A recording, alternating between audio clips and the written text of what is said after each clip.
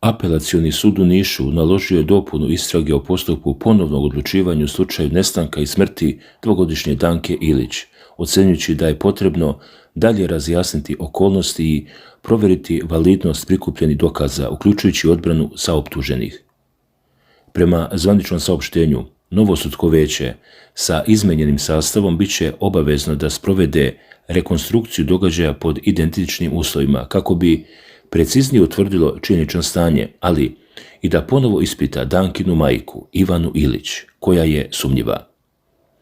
Rekonstrukcija događaja mora da se izvrši prema iskazu svakog pojedinačnog okrivljenog, posebno prema iskazu majke Ivane Ilić, koja mora biti ponovo ispitana kao svedok, sve pod istim meteorološkim uslovima, u isto doba dana i sa identičnim rasporedom objekta i parkirnog vozila u dvorištu kuće u naselju Banjsko polje, kao i položajem službenih vozila na ulici u blizini, navodi se u obrazloženju.